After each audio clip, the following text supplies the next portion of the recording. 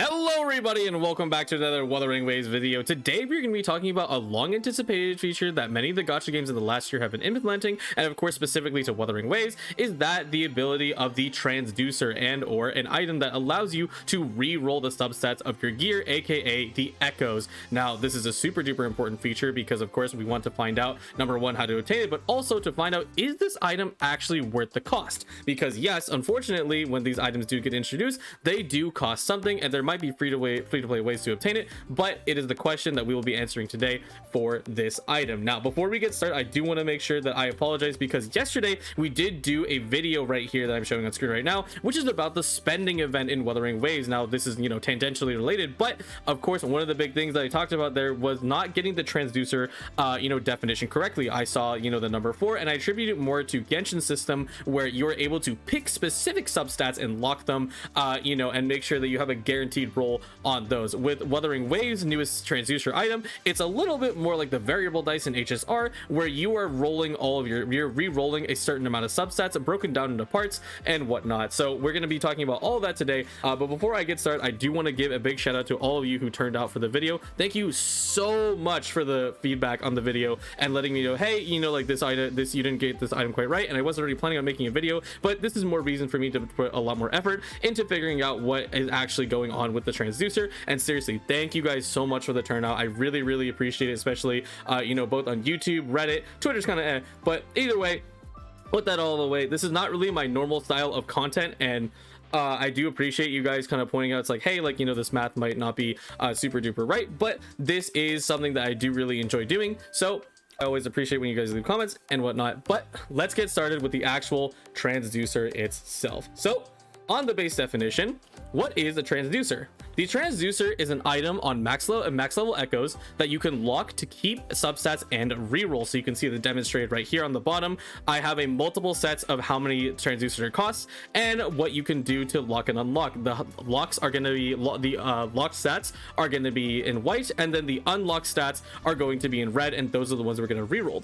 Once you roll these items, you can choose to keep or discard these stats, just like HSR. You have a choice. You say, hey, I like it, I rolled into crit rate, that's awesome. Hey, I rolled into ER, I didn't like that, let's throw it away. But this is, of course, the caveat of the item itself, is that once you consume these items, you cannot get them refunded. It is a choice that you have to actively make. Hey, am I willing to take the risk to re-roll my piece of gear to make sure that it's going to go in? Now, this is the big difference between HSR and going to be Wuthering Waves, but the amount of transducers required for re-rolling is based off the number of locked substats. So before you get started with the actual rolling process itself, you're going to have a chance to lock these substats. Now you have 5 total substats on a piece of gear all the time, and then if you are to lock 2, it'll cost you 1 transducer. Now if we move on to the next one, if I want to lock 3, then it'll cost you 2 transducers, and if I'm really going all the way, I'm going to cost myself 3 transducers, and I can roll 4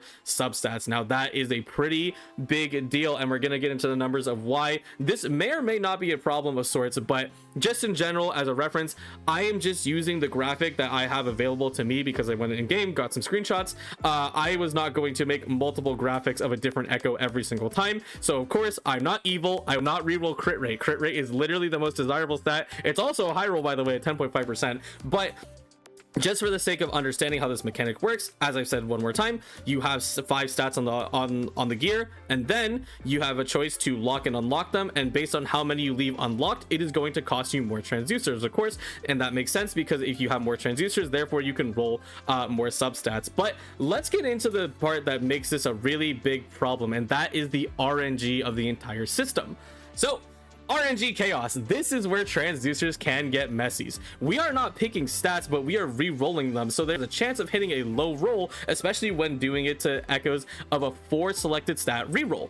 This is a table that you can find on the fandom wiki, where it shows you the percentage chance of getting those stats inside the echo itself. And I'm sure you're all familiar that some things like here, HP and defense, have a higher percentage chance than the other more desirable stats, such as energy regen, crit rate, crit damage, basic attack bonus, heavy attack bonus, resonance skill, and resonance liberation bonus. So The big question we have to ask, and of course I do not assume that Kuro Games is going to implement this feature in this way, is that there are many ways that they could be implementing the RNG and how it works in the game. But the first one is that this is a speculative graphic example. This is not definitive. We will find out in 2 weeks how this thing actually works, but I'm doing it to show the RNG that is at play when you do the rerolling system. I don't think that Wuthering Waves is going to let you re-roll into the same stat, or if each stat is calculated individually based on this chart here. But if for some reason multiple selected re-rolls can roll into the same bad stats, then please do the following. We need to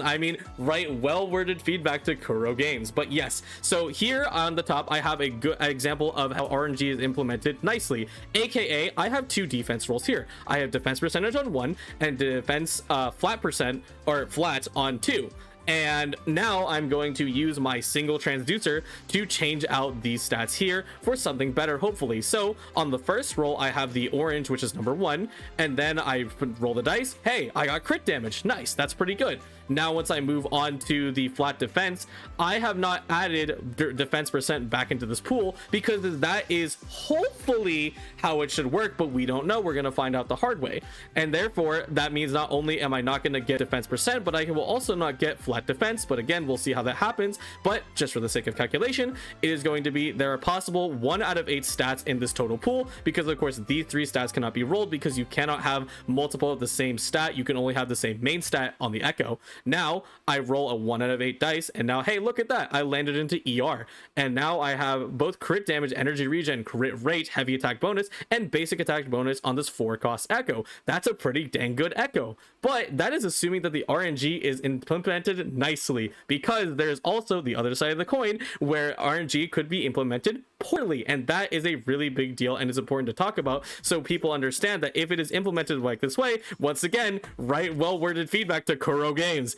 Anyway, so we are going to do the worst possible case scenario where we are going to do all 3 transducers to roll 4 substats on this Echo, and then hopefully we do actually get a good roll. So you can see that there are 13 possible substats across the board. That's already counted from here, but we're doing the same rolls that we did last time. So these ones are obviously faux rolls. I just put it in there for the sake of argument that hey, you're gonna get these 2 good rolls. Additionally, I've also demonstrated that over here, hey, basic attack bonus cannot be rolled, so I'm going to put a red strike through to it to say that you physically cannot roll this, as well as defense percent, because that is the item I am rolling here. You cannot roll the same stat that you just rolled, and if you could, that's just a scam, like flat out, like that's terrible. But I did the roll, I get crit damage. Okay, that's nice. Now I move on to the next one where I'm sitting at 11, or this should be 10 most likely, what is it, possible stats, but now I'm at 9. So I remove 1 stat from the pool, but what I do need to make sure that I keep inside of the area is defense percent stays,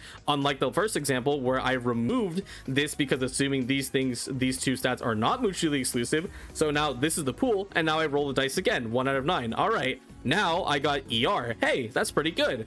Now we keep going, and now this is where I actually legitimately roll dice on a computer to figure out what I would get. So now we're on the purple, or the 3rd stat line, where it is currently crit rate, and now I roll a dice. All right, it landed on attack percent, so attack percent is now my new roll. And attack percent, hey, just for the sake of argument, attack percent is good, but let's say it rolled into something else. What if it was HP? What if it was defense percent again? That's not great. Now we go to the final piece stat line, which is going to be number 4, heavy attack damage bonus, and then we have a possible chance of 1 out of 7 because everything else is rolled. And just to be clear, I'm doing it in this way because I have to assume that there is some order of operations when it comes to rolling the stats, because of course they are ordered in number, and just how echoes work as like Wuthering Waves in the base game, 1 stat goes before the other. If for some reason, and I have no idea how the computer would calculate this, if for some reason the stats work that it all rolls at the same time and then confirms it, that just seems insane. Because for one,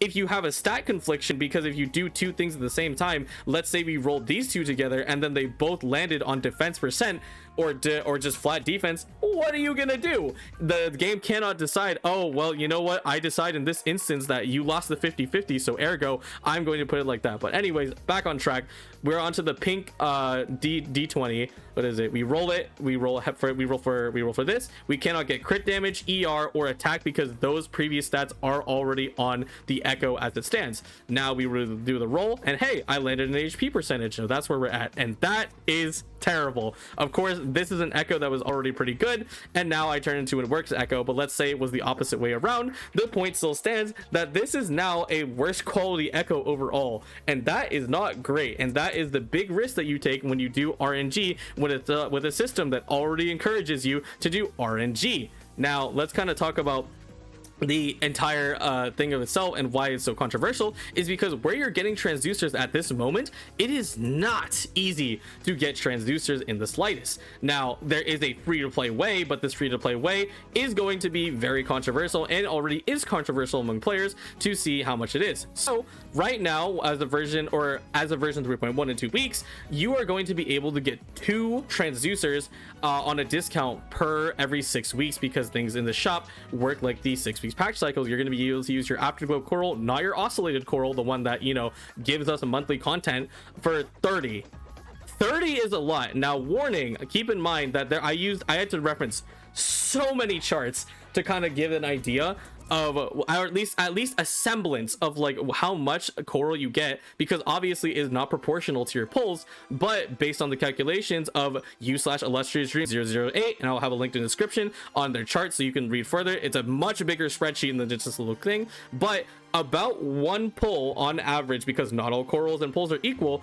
is going to give you about 1 coral back. Now if we did a 10 pull, it's going to give you about 10 corals back, and now that obviously you can see is a problem. Let's say and again, these are speculative numbers because again, not all pulls are made equal and not all corals are made equal. That means you need to do about 30 pulls to get one of these. That is crazy.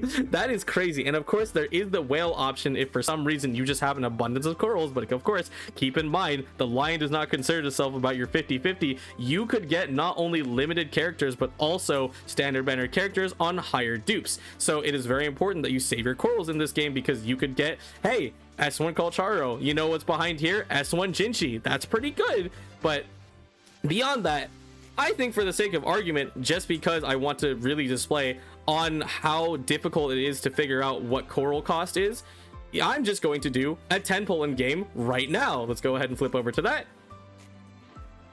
Boom, boom. All right, let's hit it. I have 10 pulls. Let's see what I get. 4-star, okay. Not a 5-star, dang it. All right, hit the skip. All right, so as my account and as a veteran, I have all the 5 stars at S6, or all the 4 stars at S6, and of course that means that I'm going to get a higher core refund. But after that 10 pull, I only got 6. That's not great, right? That's not good. In fact, if anything, if it was a situation where you are having the lowest amount of luck and you are a person who doesn't have every 4-star at that low amount, then that means you were probably only being refunded like 2 corals per the 10 pull. That's it. That is not great, because I come out of this thing and I have 19 corals in total from my previous. That's decent, but everyone else, their coral average is going to be way lower because they either don't have every single 4-star in the game at S6, or they just don't get lucky and they don't get a double like me. So that's why it's very difficult for me to kind of definitively say that like 1 pull is equal to 1 coral, because it's not literally that. It could be anything based on your account, and that's why again this chart is going to be linked below if you want to find out how many corals your account yourself will be getting. But outside of that, right, if I wanted to do another speculative chart, and I can just go ahead and pull these open you know, right now. These charts you can see right here, what is it, are available here. This one has an entire Google spreadsheet if you want to check out that, but there's also a thing about how much pulls cost in this game, and that is going to be the fact that not all pulls are created equal either. When you get a Lunite subscription, aka the one that gives you 90 gems a day and then 2,700 gems a month, it's extremely efficient because you have to wait for those gems. Going down the price tiers, there are gems that are more expensive or asteroids that are more expensive, but that's because you get the immediate gratification of having those gems instantly. You can instantly use them, whereas the other ones you have to wait. So not all pulls are created equal, and you can clearly see the range. These pulls cost 0.27 USD, aka 27 cents, and all the way down here these pulls cost $1.23. That is a big difference. So going back to the presentation itself, that's why I can't really give you a accurate estimate of how much the pull costs. But if I want to give a speculation on it, I want to say that one pull is about equal to $1 to $2. And if I were to count up a 10 pull, especially, you know, with the chart and the shot available, that is about $26 for 10 pull. Right now, as you can see, I spent about maybe a range from $15 to $25 for that pull. Obviously it's my free to play currency, but still, that's kind of a big deal, and that's kind of showing you how much the transducer is intended to be costed for free to plays, which is very difficult to kind of justify getting that. And of course, like, here's the thing, man, you don't know, every account is different, but you know, you could have an abundance of corals, you could not have an abundance of corals. It completely depends. I used to have an abundance of corals and now I don't anymore, but we'll see. But that is just the free to play side of things, and that's already erring on the side of, hey, this kind of isn't worth it, you know, and talking about how much these resources are going to be available to the players. Now let's talk about the paid side. Now the paid side is where I can definitely agree that things are getting a little more egregious. Mind you, we're not talking about the spending event. I am talking specifically about the value of the transducer, and the transducer is going to be available in this weekly subscription box. We have it available in version 3.1, which gives you very good gem value. It gives you 680 lunite and also 1600 asteroid. That's great, but the transducer sitting on there, it's kind of whack, because one of the big things about the weekly subscription that we don't know is that you can only purchase one at a time. They didn't say multiple, they just said you can purchase one at a time. And I mean, that makes sense, because if you stack up 6 total of the monthly passes, you cannot go further and it'll start pushing gems away and you will actually lose money in that aspect. But this one is a hard cap. You can literally only have one a week. So let's say this thing only exists in 3.1, that means you can only get this amount of lunite and also only 6 transducers. And as we discussed, it costs a lot to do multi rerolls on transducers. Not that you should, and we'll talk about that more in the final section of the opinions, but that is definitely not really the best outlook when it comes to looking at how much this transducer costs on a base value of the paying player. Now let's move on to the spending event itself, where the spending event, now there are multiple transducers in the same, but I'm going to talk about the single milestone being the milestone that is at $106. Now again, let's just be clear, I have an entire video about this if you want to see my opinion on the spending event, but your goal in this spending event is not going for any of these little things that kind of pop up in between or the maximum value. What you care mostly about is the standard weapon and also the character. But that being said, that's not to say that, you know, and a lot of people have let this in the comments, the transducer only being only three of them as a milestone for $106,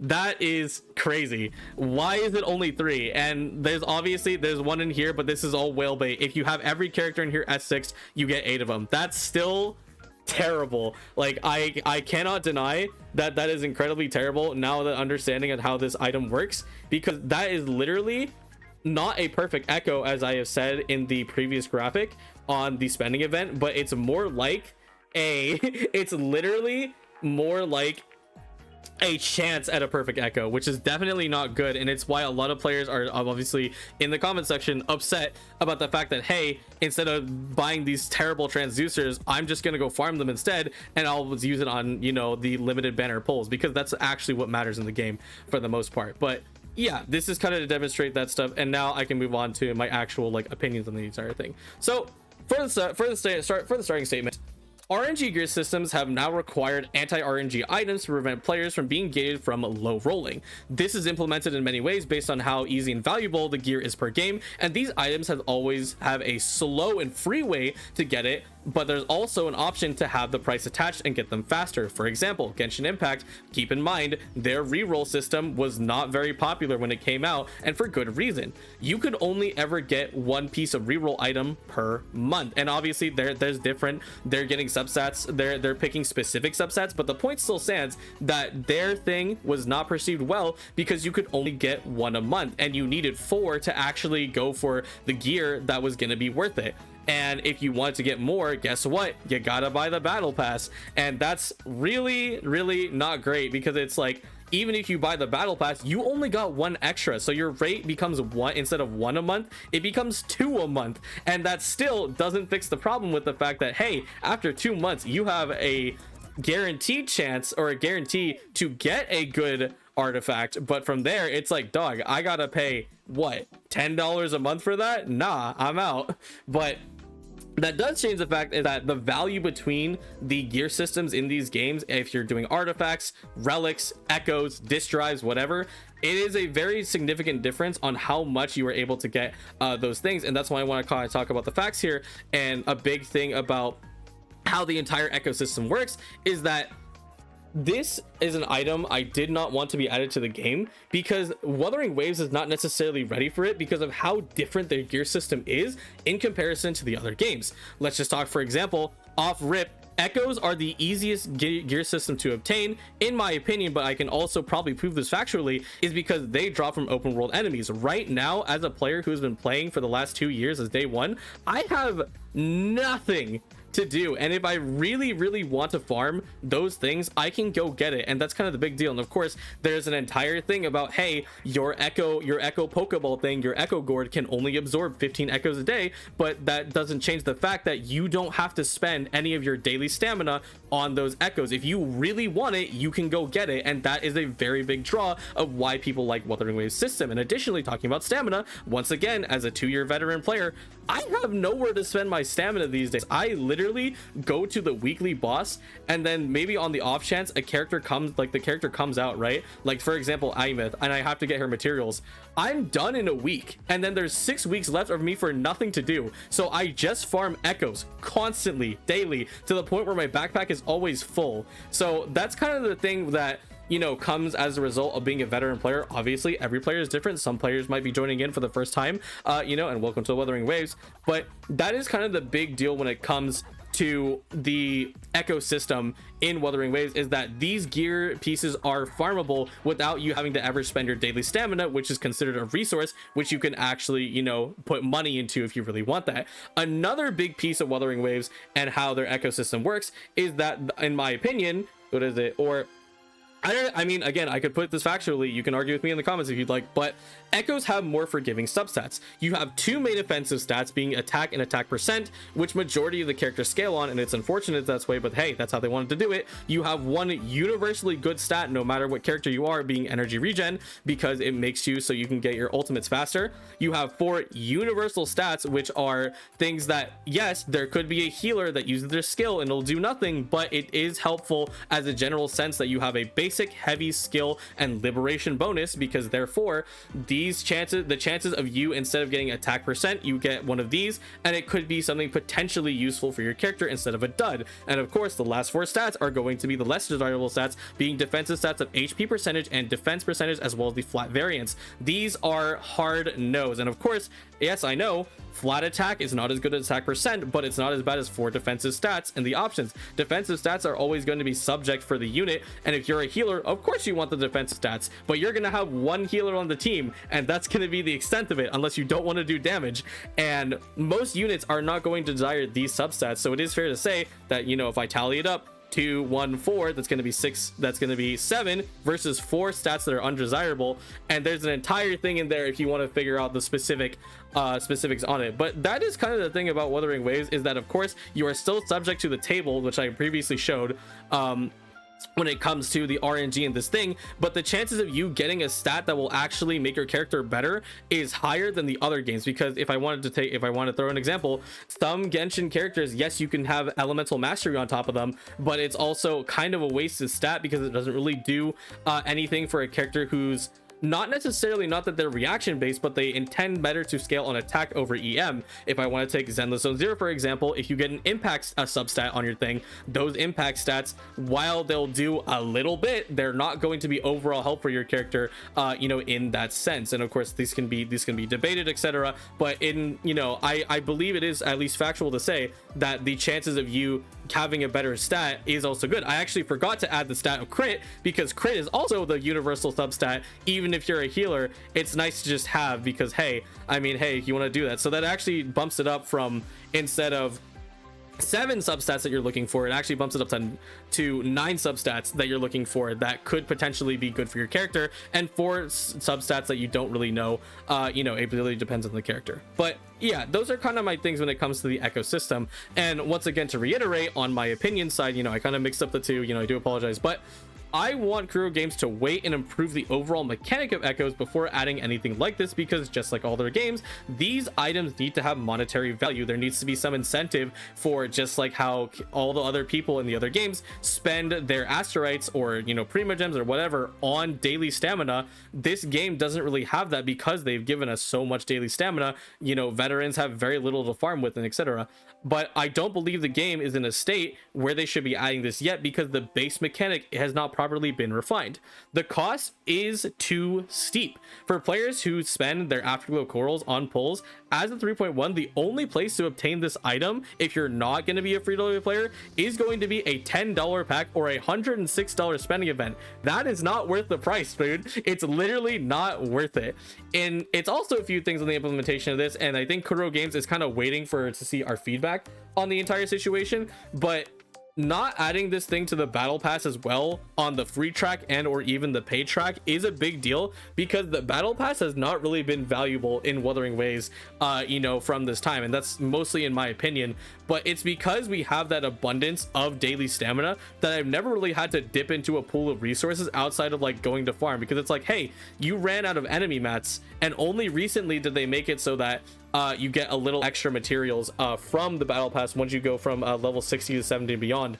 But like, if I want those materials, I'm just gonna farm. Like, I just go out of my way to do it, and that's kind of why I have an issue with the battle pass and why I haven't bought it since like the first few versions of the game, because there's never really been an incentive, even including the weapons. And this is how Genshin does it too, is that they try to make their battle pass a little more incentivizing by adding these transducers or stat rollers into the game. So that's definitely one of the things. But as it stands, the transducers must be made more available to free-to-play players through events or endgame content. If not, people are just gonna grind Echoes until they get the best one, because as it stands, like I said, you have the ability to grind gear in this game, unlike the other ones where you are permanently time gated daily to see how many pieces of gear you can get.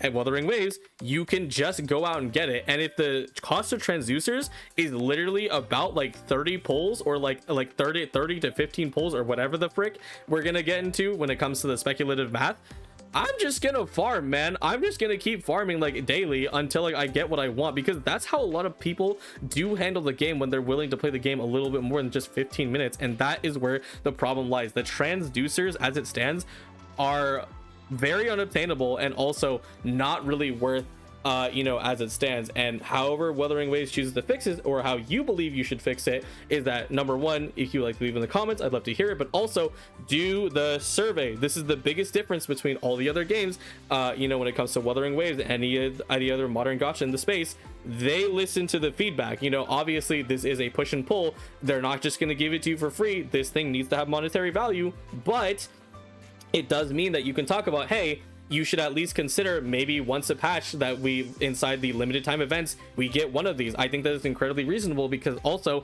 the limited time events so far, the prizes have just been name cards and nameplates. And I mean, I think those are cute, but I'm sure if you put these in here, you would probably get a lot more people to spend time on the limited time events. Because even me personally, I've skipped out on limited time events and it has zero effect on me. And even if they did add this, it's like, oh, well, now you're forcing us to play the limited time event. Well, I mean, yes, they would like you to engage with the game, but the key thing will always be the Asterites. And I've done like no endgame content for like quite some time, as well as no like stuff on that. And it's like, oh, well, then you spent. No, I haven't spent on this game since the game came out, man. That was like a year ago. I haven't needed to have to spend. And that's kind of the nice thing about Wuthering Waves when it comes to all this stuff. But you can talk about it as much as you'd like in the comment section, but make sure you do the survey. If you want this transducer to be more available to free-to-play players, let them know that this is not going to be the play, because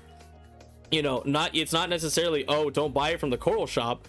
It's just these ones here are definitely where the transducers value is like completely blown out of proportion in relation to how much money it actually costs. Like this one, again, I can do all the speculative math I want, but you know, around here I want to say that this thing is costing you you know, around like 30 pulls, and however much that 30 pulls cost you if you're a free-to-play player or not, that is way too much. And this is going to be the only method you have until they finally talk about, hey, we're going to add it to the battle pass, hey, we're going to add it to a limited time event. So we'll see. But yes, that is the entire deal of transducers. So I hope we all understand, and these graphics once again are going to be available on Reddit, Twitter, and of course I will be linking all the sources to the people where I had to do all the speculative math when it came to doing the how much coral do you get per 10 pull, how much how much one pull even costs in the game overall. But yes, as long as you understand that this is an item that scales up, and also just kind of the most important thing, do not do this.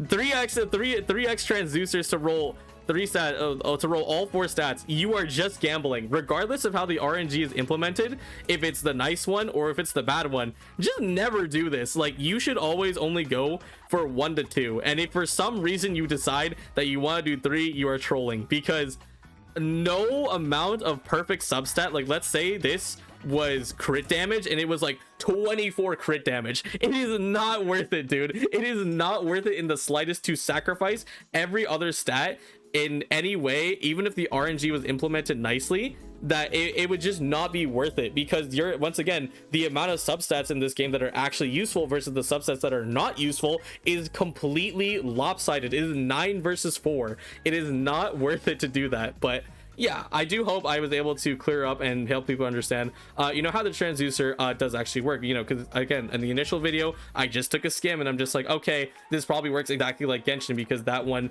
is possibly the most functional system, you know. But obviously, you know, Wuthering Waves has a little bit of different idea, and it does make sense why they're doing it in this way, because as I said, you know, regardless of how you feel about it, this gear system is the one that is easily the most obtainable when it comes to farming the content. But of course, it doesn't change the fact that as free-to-play players or even paying players, this is ridiculous. This is way too much, man. And I'm very glad that I was able to do this research, and you guys were letting me know in the comments, both on Reddit and YouTube, that this definitely needs to be better research and take. So I hope I've conveyed that through this video today. But that's going to be it from me. Thank you guys so much for watching, and again, thank you so much for the turnout on the last video. I really appreciate it. This is not necessarily analytical content, is not necessarily my forte, but I do have the ability to make these, you know, make these slides and opinions and kind of talk about the general discussion about why this thing may or may not work. And of course, you can let me know your opinion in the comments as well. Just be kind to each other. But with that out of the way, be sure to check out all the other content that we do on this channel, and I'll see you guys tomorrow with another video. Take care. Goodbye. Behind these